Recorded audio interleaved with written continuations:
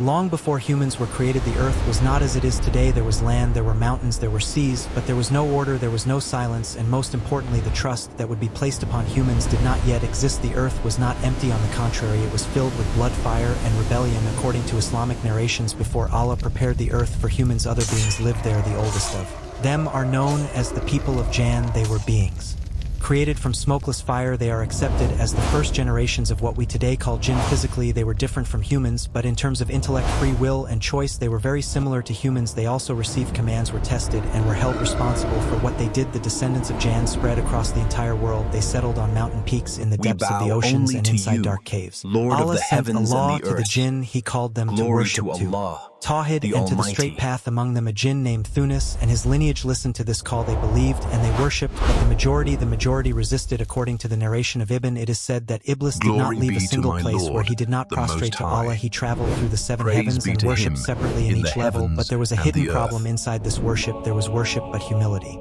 was slowly weakening. There was obedience, but self-admiration was silently growing over time. Iblis stopped being only that fire rises while soil is under the feet.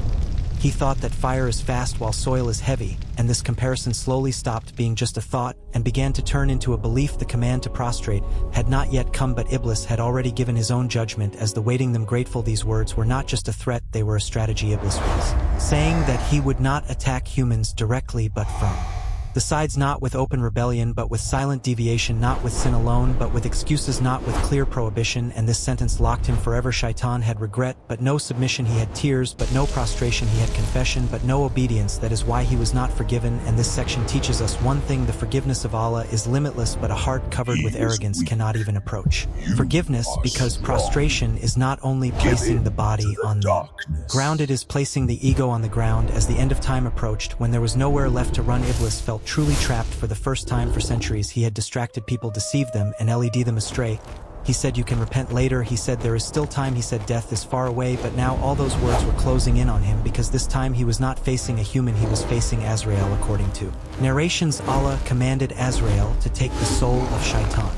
Death meant reckoning, and this was what Shaitan feared most. That is why, for one last time, he used all his tricks, deceptions, and power to escape this pursuit. This would not be an ordinary chase between a being and death. This was a struggle watched by the heavens and the earth, echoing across the universe. Azrael's unstoppable pursuit of Shaitan began. Shaitan fled across the earth at a speed even the wind could not reach, but Azrael followed him step by step, never losing his trail. Shaitan tried to hide in every corner of the earth, in every dark place. He ran to mountain slopes where no human foot had stepped, to deep forests and to empty deserts, but Azrael's eyes followed every move, getting closer each time. When Shaitan understood that there was no place left to hide on earth, he decided to descend into the depths of the ground. He tried to hide within the dark and cold layers of the earth, but even the darkness underground could not protect him from Azrael's sharp sight and pursuit. While Shaitan searched for an escape in the underground passages, Azrael followed him, watching every step. The earth could not save Shaitan. He had never loved soil anyway because of Adam, and Azrael was still after him. In despair, Shaitan came back out from underground and began to rise toward the sky. He searched for shelter among the clouds, even in the dark depths of the sky. He felt the presence of Azrael. Every time Shaitan tried to hide, Azrael was right behind him. This breathtaking chase in the sky increased Shaitan's fear even more. When he could find no place to hide, he panicked and returned to the earth again. Now he did not even know where he was going. In fear and terror, he ran toward an unknown direction, passing every obstacle in front of him. Just as he was about to lose all hope, a bright idea came to his mind. As a last solution, he decided to flee to the seas and hide there. Azrael searched everywhere, but this time he could not find him, so he turned to the Lord of the Worlds and said, "Oh my Lord, I cannot find him. What do you command me to do?" The Lord of the Worlds said, "Go to hell, go to its guardian Malik, and take 70,000 dogs of hell. Use them to find Shaitan." Azrael then took 70,000 dogs of hell and sent them after Shaitan. These dogs were created from fire. Flames of hell burned in their eyes. The cold of death was in their teeth. They were the most savage and merciless creatures of hell. With them, Azrael would be able to track Shaitan more easily. But when even 70,000 dogs of hell could not find Shaitan, Azrael returned again to the Lord of the Worlds. By his command, he took another 70,000 dogs from hell and continued the search. Still he could not find or catch Shaitan. One last time, he turned to his Lord with this final command. Azrael took another 70,000 dogs from hell and continued the pursuit. When Shaitan felt the growling of the dogs behind him and the cold presence of Azrael, He kept running without knowing where he was going. Suddenly, he found himself in a deserted and empty place. It looked like an ordinary piece of land, exhausted. He collapsed to the ground, thinking there was no point in running anymore, but the truth was this: his arrival at that place was not a coincidence. Deep beneath that empty land, a hidden and great surprise was waiting. But this was a terrifying reality that Shaitan did not realize. In darkness and silence, while Shaitan was thinking about escape, he was unaware of the sacred place beneath him as the heavens and the earth silently watched this moment of destiny. Azrael stepped closer. Satan understood that he had no strength and no place left to escape. Azrael made his final move to capture him. Satan collapsed in fear, felt the angel of death approaching, but this time he did not even have the strength to run. The angel of death came near him and said, "O cursed one, when Allah commanded you, you did not prostrate. Are you now prostrating to Adam?" Satan replied in great shock, "No, I am not prostrating to Adam. When and where did I ever prostrate to him?" At that moment, Azrael realized the truth. The place where Satan was lying was directly on the grave of Adam, but Shaitan did not know this. Following the command of Allah, Azrael struck with his sword and took the soul of Shaitan. The final breath of Shaitan echoed as the most terrifying scream the universe had ever heard. That scream shook the heavens and the earth so violently that if humans had been alive at that moment, they would have been destroyed instantly by its terror. Yes, this is the story of the terrifying end of Shaitan, this being who had devoted his existence to hostility against Adam and his children met a shocking end by bowing down without realizing it, exactly on the place where he had refused to prostrate his entire life. Surah Al-Baqarah 34. When we said to the angels, prostrate to Adam, they all prostrated except Iblis. He refused, was arrogant, and became one of the disbelievers. Surah Sad 82-83. Iblis said, "By your might I will surely mislead all of them except your sincere servants among them." Surah Ibrahim 22. When the matter is decided, Shaitan will say, "Indeed Allah promised you the true promise.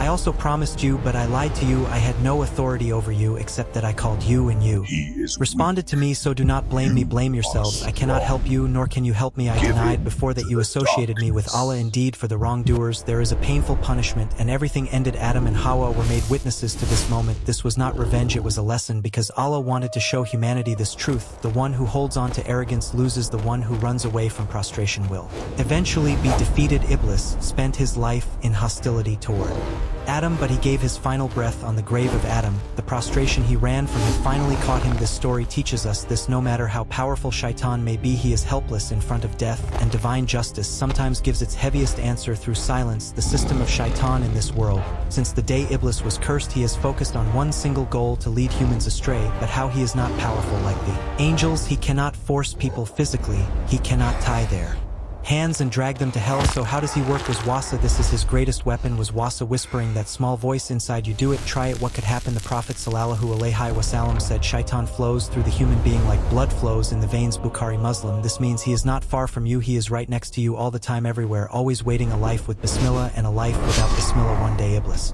came to the door of the Prophet sallallahu alaihi wasallam, and a long conversation took place. In that conversation, Iblis said, "O Muhammad, when a person starts eating and says Bismillah, it hurts me deeply, because then I cannot take any share from his food. But if he does not say Bismillah, then the table belongs to me." So Iblis takes his share from a table where Bismillah is not said. What a frightening truth! Not only while eating, when entering the house, when going out, when starting any action, saying Bismillah keeps Iblis away. But if you forget it, he steps in immediately. The Prophet sallallahu alaihi wasallam said, when a person enters his house and remembers Allah, Shaitan says, there is no place to stay and no dinner for you here. But if he enters without remembering Allah, Shaitan says, you have found a place to stay. And if he does not remember Allah when eating, Shaitan says, you have found both a place to stay and food. Muslim. Bismillah is like a shield. When that shield is up, Iblis cannot enter. Iblis also said this to the Prophet sallallahu alaihi wasallam that day, O Muhammad, do you know who I love the most among people? The Prophet said, tell me. Iblis said, the one who lies. Whoever lies is my friend, because the first one who lied in history was me, and the one who swore falsely to Adam and Hawa was me. Lying is one of the things Iblis loves the most. Then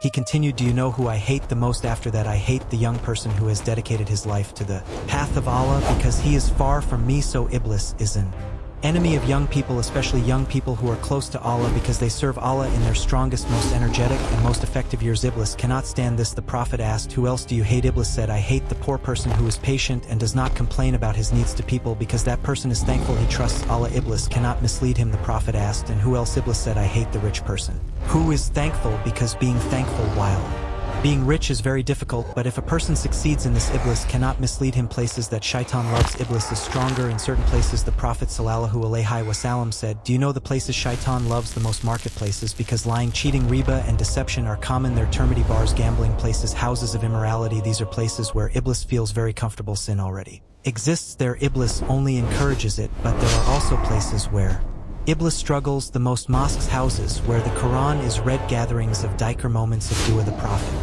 sallallahu alaihi wasallam said, when people gather in a house and remember Allah, the angels surround them, mercy covers them, calmness descends upon them, and Allah mentions them to those near him. Muslim, Iblis runs away from such houses. In the Quran, Iblis is described like this: he whispers into the hearts of people from jinn and from humans. Surah An-Nas 4-6. Iblis whispers into your heart, he enters your thoughts, and he works step by step. First, he plants a small doubt: why is this a sin anyway?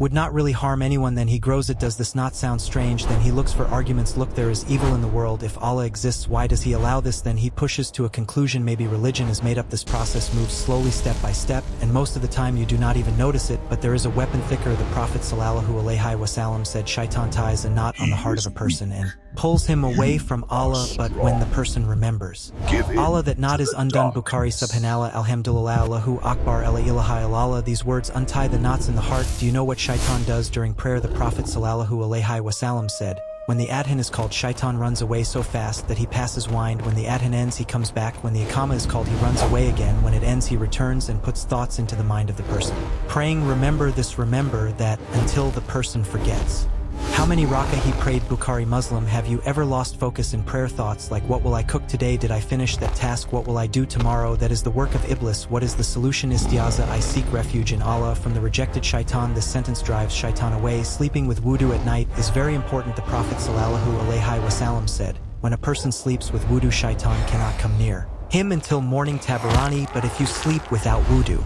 Iblis can show dreams, nightmares, and whispers during the night. Also, reading Ayat al-Kursi before sleeping is very important. The Prophet sallallahu alaihi wasallam said, whoever recites Ayat al-Kursi at night, Allah sends a protecting angel over him until morning, and Shaitan cannot come near him. Bukhari. One day a man came to the Prophet sallallahu alaihi wasallam and said, give me advice. The Prophet said, do not get angry. The man asked again and again. The Prophet said, do not get angry. Bukhari.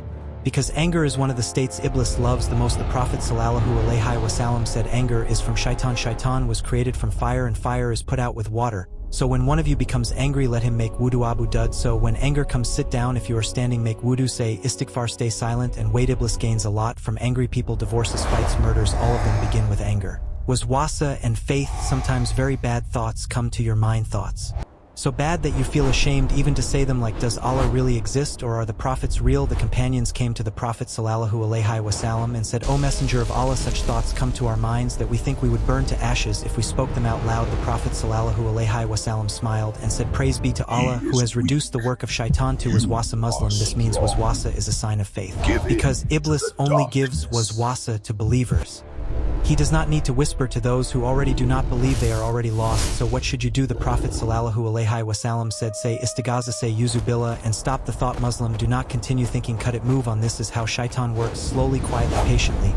He does not mislead you all at once, but step by step. But there are ways to protect yourself. Now it is time to learn those ways to protect yourself from Shaitan. Iblis is strong but not unlimited. He is only strong as much as Allah allows him to be, and Allah has given us weapons against him, shields, ways of protection. Iblis knows these weapons and he fears them. The Prophet sallallahu alaihi wasallam, on the day he spoke with Iblis, asked him, what hurts you the most? Iblis answered, when people pray, fast, and give charity, I am destroyed, but most of all I hate dhikr dhikr. This is Iblis's greatest fear. Now let us learn the strongest ways to protect ourselves from Iblis step by step. Ayat al-Kursi, the strongest shield. One day a companion came to the Prophet sallallahu alaihi wasallam and said, O Messenger of Allah, someone comes at night and steals my charity. The Prophet said, can you catch him? The companion said, I will try. That night the companion waited and caught the thief. The man begged, please let me go, I am poor, my children are hungry. The companion felt mercy and let him go. In the morning he told the Prophet sallallahu alaihi wasallam. The Prophet said, he lied to you, he will come again. The second night the same thing happened. The man was caught, begged again, and was released again. On the third night the companion was very angry. This time, I will take you to the Prophet. The man said, wait, let me go, and I will teach you something very valuable. The companion said, what will you teach me? The man said, every night before sleeping recite Ayat al-Kursi.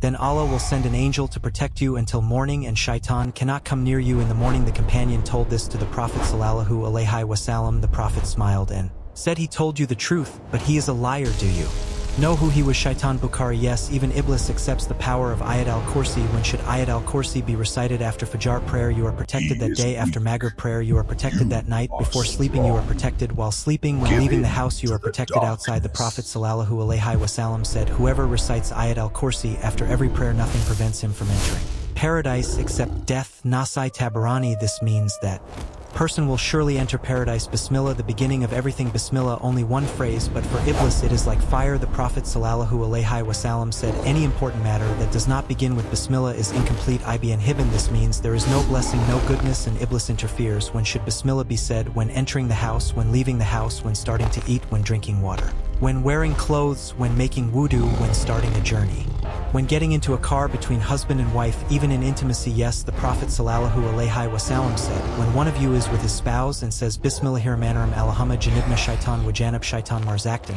then if a child is born from that union, shaitan will never harm that child. Bukhari. Muslim. Bismillah is needed everywhere. Jigar, shaitan's greatest fear. What is dhikr? Remembering Allah, repeating his name. The simplest forms of dhikr. Subhanallah, Allah is free from all knots. Alhamdulillah, all praise belongs to Allah. Allahu Akbar, Allah is the greatest. La ilaha illallah, there is no God except Allah. The Prophet sallallahu alaihi wasallam said, whoever says Subhanallah wa bihamdihi 100 times in a day, his sins will be forgiven, even if they are like the foam of the sea. Bukhari. Muslim. A person who does dhikr is protected from shaitan. The Prophet sallallahu alaihi wasallam said, shaitan stays attached to the heart of a person if he remembers Allah. Shaitan withdraws, but if he becomes heedless, shaitan takes control of his heart. Tirmidhi. So do not leave your heart empty. Always remember Allah. Morning and evening dhikr. Morning 3 times, I seek refuge in the perfect words of Allah from the evil of what he created. Morning and evening 3 times, Bismillahirrahmanirrahim, in the name of Allah, with whose name nothing on earth or in the sky can cause harm. The Prophet sallallahu alaihi wasallam said,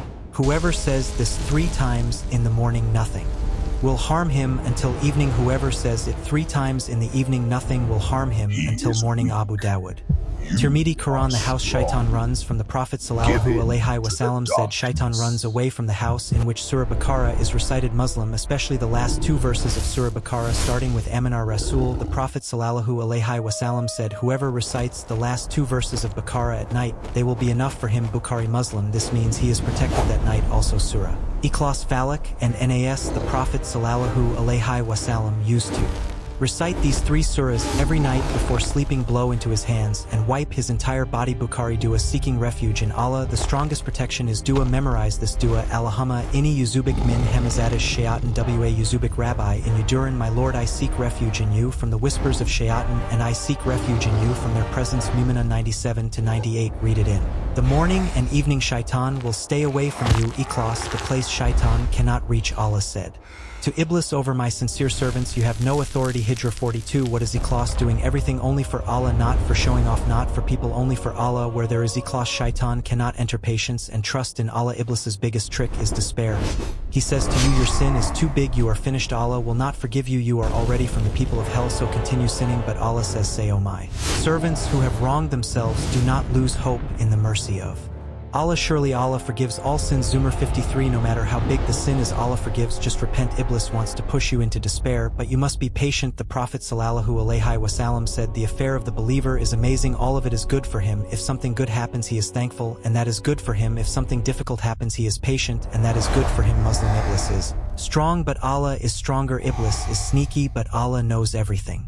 Iblis is close to you, but Allah is closer. Allah says in the Quran, we created the human, and we know what his soul whispers to him, and we are closer to him than his jugular vein. Cuff 16. So even if shaitan flows in your veins, Allah is closer. Just seek refuge in him. Do dhikr, make dua, pray, read the Quran, say Bismillah, say istighfar, and know this: Allah is with you. The end of Iblis is clear. Hell, your end can also be clear. Paradise. The choice is in your hands. The human is a very special creation of Allah. We are created between animals and angels. If we choose, we can be higher than angels. If we follow shaitan, we can fall lower than animals. The choice is ours. As Maulana said, sometimes the angels envy our state, and sometimes even shaitan feels disgust at our state. This story is about the terrifying scream of shaitan and his painful end. He faced the angel of death. He ran across the earth through the heavens into darkness, but destiny dragged him to the very place he had avoided all his life. The grave of Adam, the one he refused to prostrate to, and there everything ended. But how did he reach this point? In this video we question why Iblis came to Prophet Musa, the prophet who spoke with Allah, to ask for repentance, and after the death of Musa we explain why Shaitan still searched for his grave. This video does not tell a myth, it explains the end of Shaitan based on hadiths and Islamic sources. You are watching Religious Story TV.